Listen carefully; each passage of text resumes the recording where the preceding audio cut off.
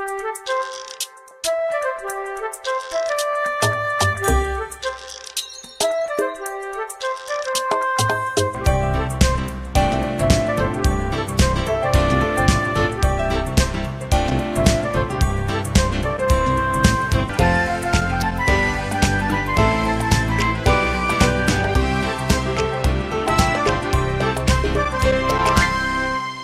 día de ayer vimos brevemente cómo la Iglesia vive de una organización, es verdad, vertical, pero de significado no de dominación, sino de coordinación.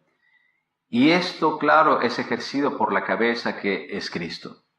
Pero claramente que en la Iglesia Cristo está presente invisiblemente, no lo vemos. Así que el ejercicio de esta coordinación, de esta leadership, está llevado a cabo por hombres, ¿no? Por personas, por seres humanos que son falibles, son limitados, y es por eso que tienen necesidad de referirse siempre al tipo de autoridad que deriva de Jesús y de su ejemplo. En esta segunda parte de la lección, que lleva como título Liderazgo de Servicio, la lección nos recuerda la experiencia de los hijos de Zebedeo, ¿no? Estos apóstoles importantes, Santiago y Juan, que en virtud de un pedido de su madre a Jesús, ¿no? Aspiran a compartir los lugares más importantes en la dirección, en la coordinación del grupo de los discípulos. Nosotros conocemos bien el episodio y cuál fue la respuesta de Jesús. Jesús aprovechó de esta circunstancia para contrastar dos tipos de leadership que conviene a nosotros recordar brevemente. Porque aunque sí es o puede ser más fácil describirlos, es ciertamente más difícil ponerlos en práctica. Es por eso que tenemos necesidad de visualizarlos bien y contrastarlos bien, porque son dos modalidades de ejercicio de la leadership que son opuestos y contrastantes. El primer tipo de leadership que justamente es visible en la aspiración de esta madre y de esta familia para sus hijos, es la leadership del alto abajo, lo que parte de arriba para abajo, y que era visible en ese momento histórico circunstancial en el tipo de autoridad romana. En el Imperio Romano, el emperador era todo, tenía derecho o palabra de vida o muerte, su palabra era palabra última, palabra definitiva, ¿no? Y en virtud de eso el imperio funcionaba, digamos, para algunas cosas, pero era también un imperio de fierro, ¿no? De intransigencia, donde algunos derechos elementales que hoy nosotros consideramos importantes no eran justamente respetados.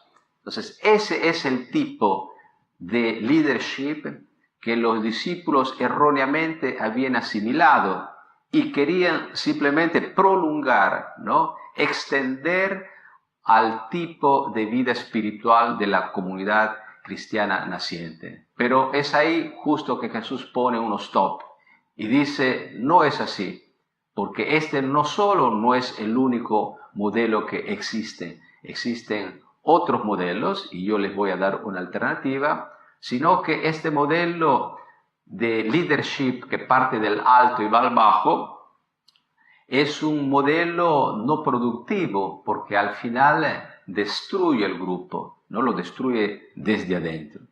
¿Y qué cosa propone Jesús? Jesús propone un modelo completamente diferente que parte de abajo para arriba, ¿no? Un modelo contrastante con el modelo que la madre de Santiago y Juan estaba proponiendo a Jesús para sus hijos. Y el modelo que Mateo describe a partir de las palabras de Jesús está fundado fundamentalmente en dos palabras importantes que lo explican y lo explicitan de una manera bien concreta e inmediata. Y estas dos palabras son dos palabras griegas. La primera es diaconía y la segunda doulos. La primera que significa servicio y la segunda doulos que significa siervo. ¿Y en qué cosas caracterizan estas dos palabras el tipo de leadership que debe tener preeminencia en la iglesia? Primero, la palabra diaconía significa justamente servicio, porque el verdadero líder no se sirve de los otros para acrecer su propio prestigio, sino al contrario, ¿no? Mete entre paréntesis y cancela su propio prestigio para ser dignos y para elevar a los otros, es decir, a la iglesia, a través de su propio servicio. Prácticamente el objetivo es el objetivo opuesto, no hacerse grande, sino hacer grande a los que uno sirve a través de un ministerio de dedicación y de abnegación. Esta es la primera palabra o la primera característica que debe contradistinguir la leadership del cristiano al interno de la comunidad de fe. Y la segunda palabra que Jesús utiliza y que Mateo reproduce en este relato es la palabra doulos, que significa esclavo. Claro, esta palabra puede parecer un poco más ambigua, ¿no? Porque a veces tiene la connotación de, digamos, de sumisión absoluta, de un esclavo que no puede hacer otra cosa sino servir, ¿no?, obligatoriamente a un amo o a un patrón. Pero en este caso, la palabra doulos viene utilizada o es utilizada para describir una disponibilidad total, como aquel del esclavo. Claro, en el caso del esclavo es una disponibilidad forzada. En el líder cristiano que sirve diaconía a su iglesia, él es esclavo a través de una disponibilidad libremente escogida, pero es la disponibilidad total lo que funge de, digamos, de centro, ¿no?, de esencia en el servicio que un líder cristiano presta a su iglesia. Por este motivo, nosotros podemos decir que la leadership en la iglesia cristiana en general, en la iglesia adventista en particular, no es una especie de experiencia opcional. No, existe porque tiene que existir, si no la iglesia no caería en el caos, en la anarquía, en la dispersión.